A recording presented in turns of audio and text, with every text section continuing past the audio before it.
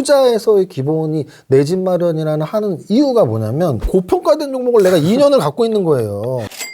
저는 토지가 제일 어렵고 주택이 제일 쉽다고 보는 사람이거든요. 예. 근데 그 반대로 하는 분들이 많죠. 왜냐면 기획 부동산에 걸려서 집은 없는데 막 저기 갯벌 같은 땅을 사놓고 막상 가봤더니 막 바닷가고 뭐 바닷가인데 풍경이 좋은 게 아니고 막 신발이 막 쑥쑥 들어가고 뭐 이런 거죠. 그래서 결국은 투자는 돈 벌려고 하는 건데 우리가 왜 주택에서 실패를 안 하냐면 주택은 돈 벌려고 안 했는데 돈을 벌게 되는 거죠.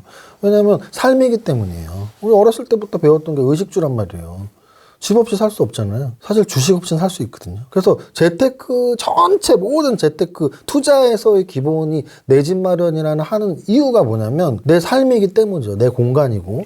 그래서 집값이 오르느냐 내리느냐의 분석보다는 집을 투자 개념으로 본다면 뭐 한 채 사냐, 두 채 사냐, 세 채 사는데 사실 저는 집은 한 채에서 두 채를 끝내는 게 사실 맞다고 봐요. 왜냐하면 역시 포트폴리오 관점상 집을 한 채, 두 채에서 끝내고 상가로 가시고 또 상가에서 끝내시고 또 토지로 가시고 뭐 이 정도로만 해도 수천억 있으면 모를까. 그래서 집은 분명히 어쨌든 없는 분들은 과연 내가 집을 살만한 돈을 모았느냐 안 모았느냐의 개념인 것이고 시간의 차이지. 저런 거죠. 삼성전자 언제 사야 되는데 근데 5만 원, 6만 원, 7만 원 많은데 그럼 다시 5만 원 되면 사. 5만 원 안 오면 어떡할 건데. 그런 얘기죠. 그래서 그렇죠. 집을 언제 사느냐의 개념이 한 채도 없다면 투자의 개념이 아닌 필요의 개념으로 산다면 벌써 언제든 산 사람은 승리자였잖아요. 그래서 떨어지는 걸 굳이 기다릴 필요는 없다. 한 채를 살 거면. 근데 만약에 두 채, 세 채로 들어갈 거면 사실 지금 다주택자에 대한 세금 제한이 굉장히 많단 말이에요. 중과도 그렇고. 이거는 뭐 보유세뿐만 아니라 거래세, 양도세까지 모든 것들이. 취득세, 거래세, 양도세, 보유세, 이 모든 것들이 세금 제한이 심하기 때문에 결국은 다주택으로 내가 굳이 불구덩이에 뛰어들 필요는 없죠. 그래서 이제 없냐 있냐의 차이 그리고 올라가는 거에 대한 두려움보단 내 집은 필요해서 그래서 우리나라에서 사실은 주택에 대한 불패 신화는 사실 아직까지도 이어지는 거거든요. 그 이유는 명확해요. 주택은 투자 대상이 아니기 때문이에요. 거주 공간이고 내가 필요해서 사는 거기 때문이에요. 그래서 저는 필요에 의한 건 일단 주택이니까 거기까지는 재테크의 최초의 원초적 기본 상태로 보시고 그 다음 부동산 투자에서 이제 오를 거냐 내릴 거냐에서도 집으로만 보지 마시고 뭐 주택, 상가, 토지까지. 또 하나 이거는 이제 은퇴자들을 위한 얘기인데요. 사실 저는 은퇴자들은 투자의 개념도 좀 다르다고 봐요. 뭐냐면 은퇴하기 전까지는 특히 뭐 40대, 50대까지는 내 재산을 불리는 목적의 투자를 했다면 은퇴 이후에는 내 소득을 일정화시키는 투자라는 게 좋거든요. 네. 왜냐면 은퇴라는 얘기는 뭐냐면 은퇴 이후에 내가 뭐 1,000억이 있어 1조가 있어 이게 중요한 게 아니고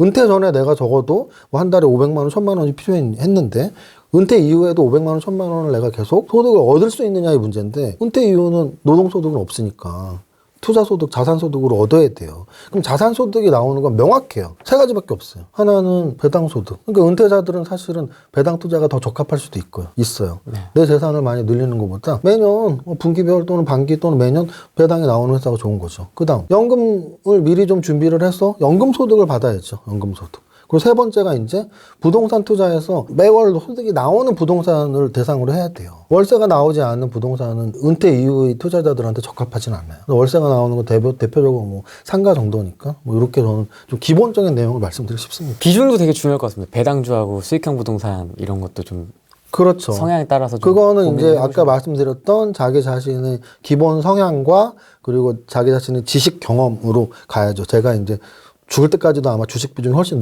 듯이 아마도 부동산 비중이 현재 아예 부동산이 100%이신 분은 주식에 관심 가지시길 바랍니다. 그렇죠. 그 이유는 아니 저도 주식으로 성공한 사람이 대학원까지 가서 3, 4년을 부동산 공부를 한 거는 우리 목표는 뭐라고요? 부자라고요. 부동산으로 성공했다 하더라도 100% 부동산이라면 주식에 분명히 관심을 가지시고요. 부동산 비중과 주식 비중을 이렇게 고려하시는 분들이라면 분명히 자기가 잘하는 부분이 어느 쪽이 더 올라가 있을 거예요. 그쪽 비중이 더 높으시면 됩니다. 시장의 트렌드를 읽어서 그 추세에 올라타서 투자를 좀 하고 싶어요. 어떻게 하면 좋을까요? 결국 시장의 트렌드를 읽고 중심 산업 또는 성장 산업에 올라타는 방법은 리포트나 이런 산업 분석 리포트를 보면서 요즘 어떤 산업이 핫한지를 찾아내는 방법이 있어요. 리포트만 조금만 열심히 읽거나 뭐 경제 뉴스를 좀만 보더라도 뭐 4차 산업혁명이다, 2차 전지다, 전기차다, 자율주행차다 이런 얘기는 몇 년 전부터 나왔거든요. 그러면 그런 산업이 성장 산업이고 시장의 트렌드라는 걸 알 수 있죠. 일단 차트로 접근을 한다면 뭐 산업 차트를 봐도 되고, 근데 이제 저는 산업 차트보다 더 중요한 건 종목 차트를 보면서 우상향하고 있는 종목이 많이 포함되어 있는 산업일수록 성장 산업이라고 인식할 수가 있거든요. 그렇게 찾아낸 산업이 지금 굉장히 트렌디한 성장 산업일 수가 있는 거죠. 그런 종목은 올라타면 아까 말씀드렸던 성장이 꺾이기 전까지는 갖고 있으면 돼요. 내가 10,000원에 샀는데 20,000원까지 올랐어. 근데 성장이 안 꺾였어. 갖고 있으면 돼. 그게 진정한 바이앤홀드예요. 떨어지는 것을 올라갈 때까지 기다려라는 진정한 바이앤홀드가 아니에요. 나를 고통으로 계속 주고 있는 종목 뭐 이쁘다고 어유 이뻐 바이앤홀드 할게 그건 아니라고 보고, 올라가는 종목은 계속 이쁘다고 바이앤홀드 하면 되죠. 그럼 10,000원이 20,000원 되고 30,000원이 되고 했는데 30,000원에서 굉장히 극심한 변동이 있거나 뭐 급락을 하거나 그 성장 산업에 대한 안 좋은 얘기가 나온다면 그때 팔아도 10,000원에서 20,000원에도 안 팔고 30,000원에 갔다가 30,000원에서 25,000원에 팔아도 나는 10,000원에 사서 25,000원에 판 거잖아요. 그래서 저는 그렇게 올라타라는 말을 쓸 때는 그렇게 올라가는 종목, 성장 산업을 공략을 해야 된다라고 생각을 하고요. 가치주하고 성장수를 비교를 한다면 엄밀히 말하면 이것도 역시 사전에 막 정확히 나와 있는 건 아니라서 이견의 여지는 있을 수 있지만, 통상적인 가치주는 현재 가치보다 낮게 거래되는 종목을 통상적인 가치주라고 하고, 성장주는 작년의 가치보다 올해의 가치보다 내년의 가치가 올라가는 걸 성장주라고 해요. 그러면 과연 현재의 가치보다 낮게 거래되는 가치주가 좋냐, 아니면 매년 가치가 올라가는 성장주가 좋냐? 저는 당연히 성장주가 좋다고 보는 사람이에요. 그 이유는 현재의 가치보다 낮게 거래되는 걸 사면 언제 팔 건데요? 이 가격이 현재의 가치로 올라올 때 팔아야 되잖아요. 근데 그게 내일까지도 또는 6개월까지도 안 됐다고 봤을 때, 근데 이 현재의 가치가 유지가 되냐고요. 만약 역성장의 종목은 가치가 내려갈 거라고요. 가치가 내려가는 종목인데 낮은 가격에 거래가 됐다고 샀어. 근데 이 가치는 계속 내려가. 그럼 내가 산 매수 단가는 그대로란 말이에요. 그럼 어느 순간 1년이 지났는데 역성장을 하는 기업이라면 내가 산 가격이 딱 가치 거기에 맞는 것일 것이고, 적정 가격. 거기서 또 1년이 지나가면 가치는 떨어져 있을 거라. 그럼 고평가된 종목을 내가 2년을 갖고 있는 거예요. 그게 역성장 가치주의 함정이에요. 그럼 역성장 가치주, 왜 역성장을 가정하는데 성장 가치주를 사면 되지? 정답이에요. 정답인데 단점이 있죠. 성장 가치주는 거의 찾기가 힘들어요. 성장 산업의 현재 가치보다 낮게 거래되는 종목은 흔치 않거든요. 왜냐하면 성장 산업은 누구나 다 바라보고 있고, 누구나 다 그 기업을 좋아하고 있고, 수요 공급의 원칙상 누구나 매수 주문을 넣고 있고, 그래서 현재 가격 가치보다 낮게 거래되는 성장주는 많지가 않아요. 그러니까 정답은 성장 가치주지만 찾기가 쉽지 않다. 그러면 야, 역성장 가치주처럼 성장 거품주가 있다면 그건 어떻게 할 건데? 자, 보세요. 역성장 가치주는 1년, 2년이 지나가면서 가치가 떨어지니까 내 가격 미만으로 가치가 떨어질 수 있잖아요. 성장 거품주라고 쳐요. 현재 가치가 여기인데 나 여기서 샀어. 근데 얘는 성장이 올라가고 있잖아요, 가치가. 그럼 내 매수 가격을 뛰어넘는 시기가 온다는 얘기죠. 이게 바로 테슬라예요. 테슬라가 처음부터 몇 년 전부터 올라가면 거품이래. 그 거품을 뛰어넘는 가치 증가가 나온 거잖아요. 그게 조선주와 전기차주의 차이인 거예요. 조선주 여러분들 10년 차트 보세요. 10년 동안 떨어졌는데 한 6개월, 1년씩 반등 줄 때가 있어요. 그 반등이 바로 아까 제가 말한 현재 가치보다 낮게 거래되니까 샀는데 그래도 가치만큼 올라온 거예요. 그 6개월, 1년이 매도 타이밍인데 그거 갖고 있으면 뭐해? 다시 떨어져. 왜? 가치가 떨어지니까. 테슬라는 현재보다 높게 샀어. 이거 어떡하지? 괜찮아요. 왜? 가치가 올라가니까. 그 차이라고 보시면 됩니다. 충분히 돈을 버셨잖아요. 사실 뭐 사업으로든 뭐 월급쟁이 시절부터 주식으로든. 목표가 있으세요? 이제 중장기적인 목표가 있으세요? 금액으로는 한참 철없고 뭐가 뭔지 모를 때는 100조는 벌 수 있겠다 했는데 말도 안 되는 금액이었던 게 이제 알게 되는 거죠. 부자로서의 막 금액으로 얼마를 벌고 싶다 이런 정도는 큰 그건 아닌 것 같고요. 네. 그래도 어느 정도 살아온 인생 과정에서 느꼈던 건 내가 이렇게 좀 하고 싶은 걸 계속 하면서 뭔가 얻어내면서의 성취 같은 게 좋은 때가 많았단 말이죠. 무언가를 배우고 무언가를 했을 때, 잘해 나갈 때. 사실은 첫 번째 책을 썼던 게 삼박자 투자법인데 그 책에서 그거를 2016년 초인가 17년 초에 썼는데 그 책의 마지막에 제 개인적인 이제 저의 꿈에 대한 얘기를 썼어요. 거기 꿈을 3가지를 썼거든요. 작가의 꿈, 사업가의 꿈, 선생님의 꿈을 썼어요. 그 한 3, 4년 전에. 근데 그 3개의 꿈을 말씀을 드리면 작가의 꿈은 삼박자 투자법이 첫 책인데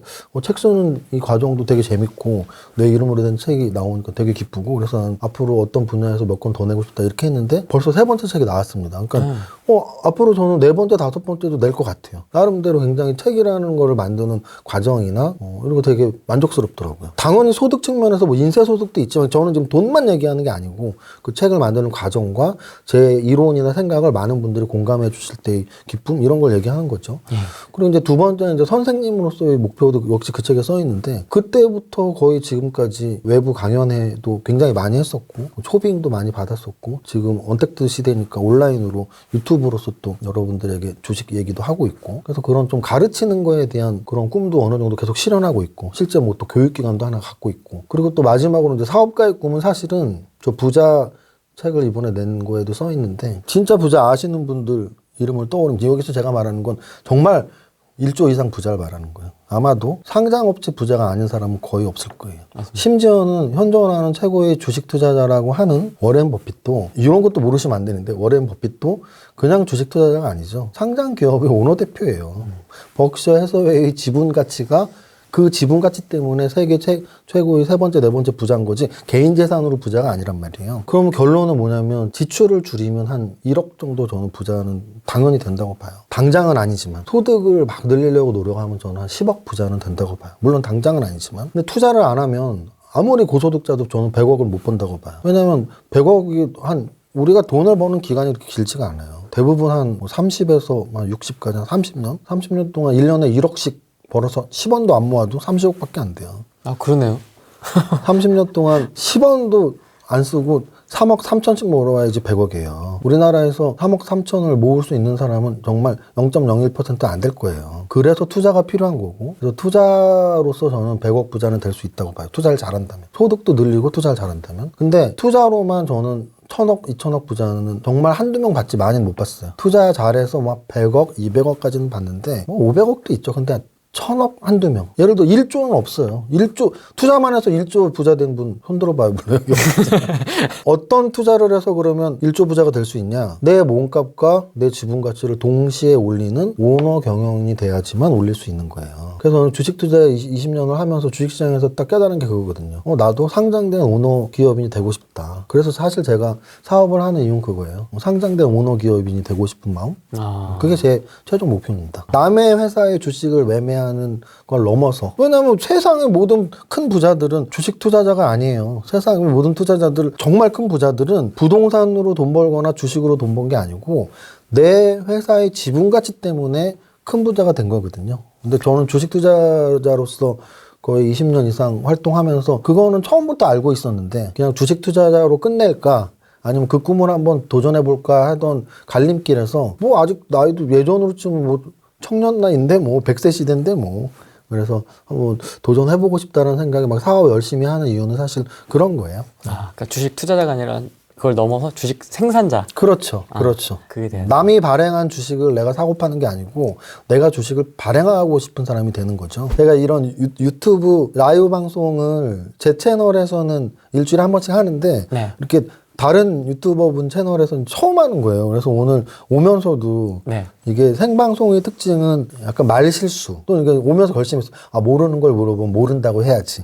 괜히 아는 척 하다가 잘못된 대답을 하면 안 되니까. 네. 그리고 말실수 진짜 조심해야겠다. 왜냐면 제 채널에서 말실수를 하면 바로 생각하면 뭐 편집해서 올리거나 안 올리면 되는데 그게 아니니까. 그래서 오늘 되게 긴장하고 왔는데 너무 진행을 매끄럽게 잘해주셔서 그냥 제 있는 생각 솔직하게 다 말씀드렸고 네. 어쨌든 오늘 영상 보신 분 또는 녹화 영상으로 보시는 분들에게 마지막으로 말씀드리자면 오늘 제 이야기는 결국은 부자가 되기 위한 이야기로 큰 틀로 저는 왔다고 보고요.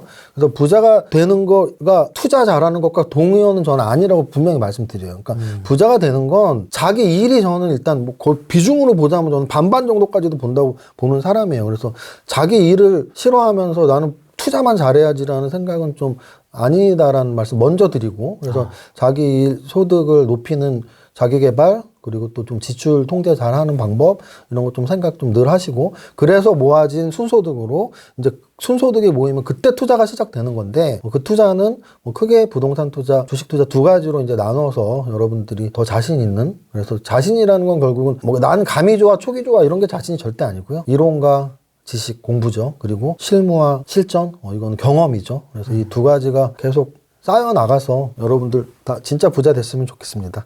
세무사님 영상 통해서 같이 좀 부자가 됐으면 좋겠다는 생각이 들고요. 오늘 2시간이 넘었습니다. 예, 긴 시간 동안 오늘 목도 안 좋으신데 죄송합니다. 예, 목도 안 좋으신데 긴 시간 동안 제가 너무 붙잡아놔서 아니요. 이 정도로 정리하고 다음에 아유. 또 기회가 있으면 아유. 한번 모시고 싶네요. 네, 알겠습니다. 오늘 여기까지 하겠습니다. 고맙습니다.